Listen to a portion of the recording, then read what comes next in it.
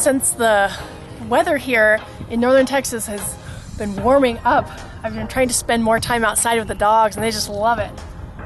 I just love hanging out. There goes Chase, the master of relaxation. And today I had an appointment with Pearl.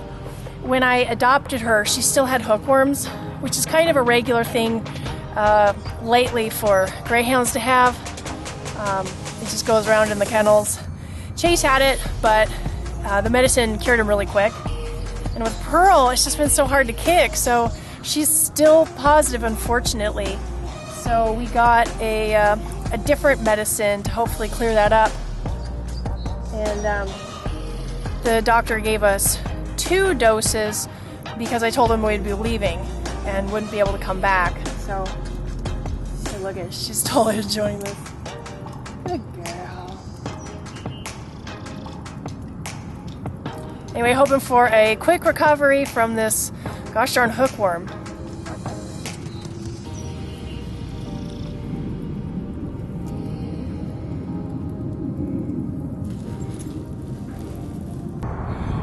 My roof is so dirty, so I'm going to take a couple hours and scrub this clean.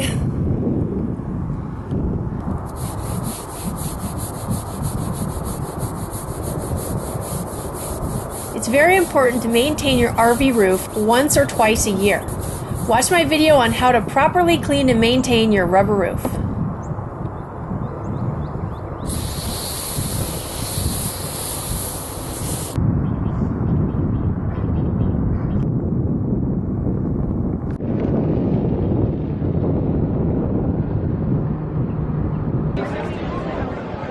I'm at the North Dallas Irish Festival today. I'm volunteering with Greyhounds Unlimited. That's the group where I got Pearl. So I got the dogs along with me and gonna check out some of the festivities that they got going on, and then also sit at the booth and talk for hours about greyhounds.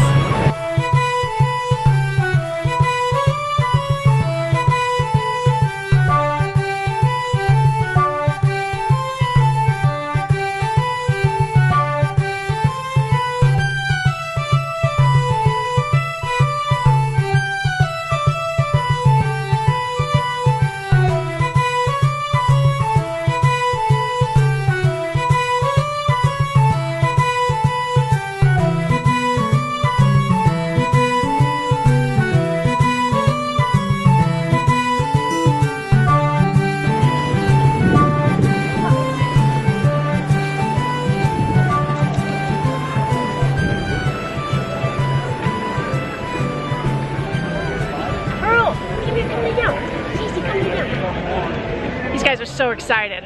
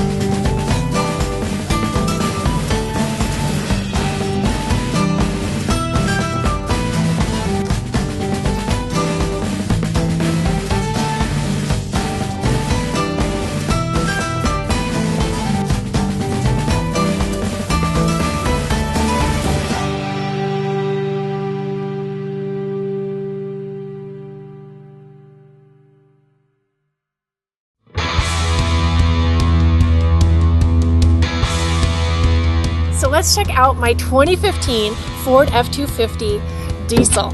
It's a 6.7 liter engine packing 390 horsepower and 735 foot-pounds of torque.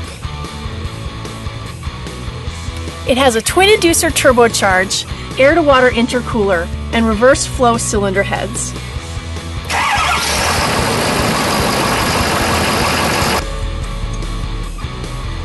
The engine features 4 rocker arms and push rods per cylinder. In the back seat, I've added a hammock style seat cover for the dogs that hangs so it gives them a platform somewhat. And then I've put their dog beds, some extra dog beds back here so that they will be comfortable for long trips.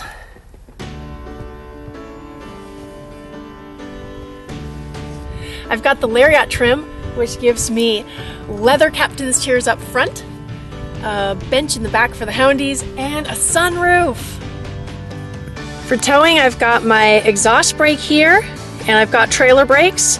I can adjust the strength of the trailer brakes, and then I can also actually manually brake the trailer with this.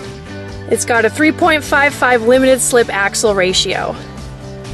It's got seat coolers and seat warmers, temperature for passenger side, driver's side. And I love the readout up here. I love to watch my fuel economy in real time. Mile per mile it adjusts.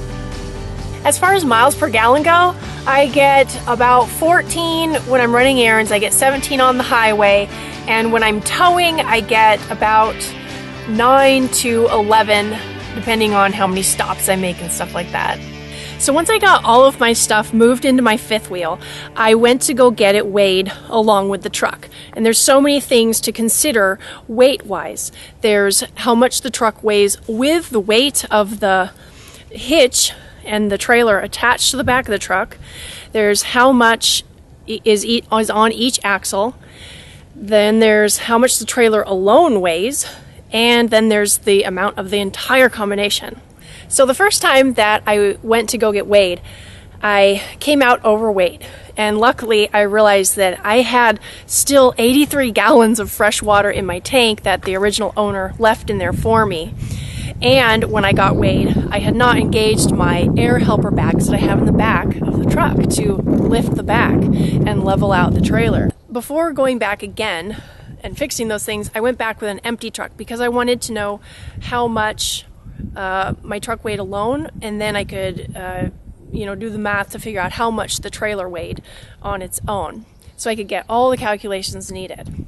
Then I went back and weighed it without 83 gallons of fresh water, and also I pumped up my air helper bags in the back to the max, and so that would lift up the back of the truck and lift up the front of the trailer, putting more weight on the axle of the trailer. And then I came in just fine, so thank goodness. So now I know I can't travel with full tanks, and that's fine. Ideally, you don't want to travel with full tanks because it reduces your gas mileage anyway. So on the inside of your vehicle door, you'll find a bunch of codes, and this is where you can piece out all of your information for your specific vehicle.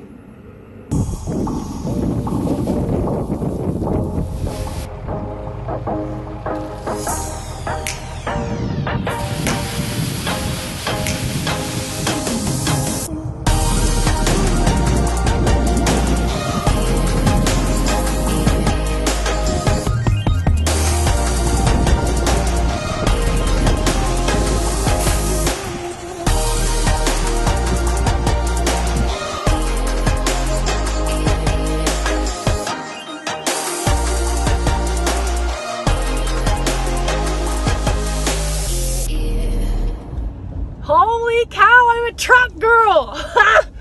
I'm gonna start saying, yo! Just kidding, I'm not. Thanks for watching!